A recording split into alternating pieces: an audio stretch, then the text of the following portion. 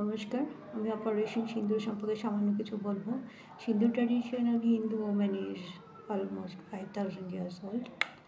It's completely symbolic of the natural power of compatibility to give birth to in their life.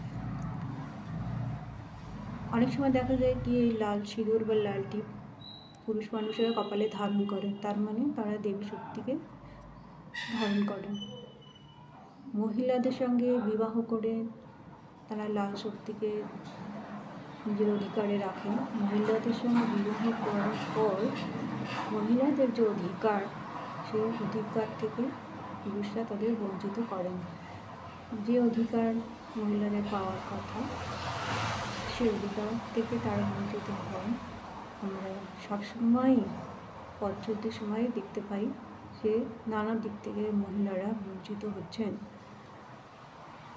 আজ থেকে নয়, এমনকি বালুচিস্তানেও 4,800 থেকে 4,600 বছর পূর্বেকার কথা, সেখানেও মহিলারা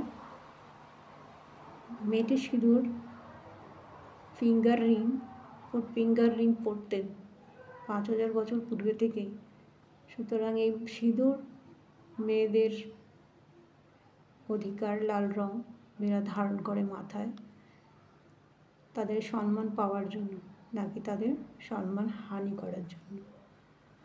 তাই এই সিঁদুর নিয়ে যারা রাজনীতি করছেন, সিঁদুর অপারেশন নিয়ে রাজনীতি করছেন, তারা কিন্তু প্রকৃত দোষী আমি মনে করি। নমস্কার।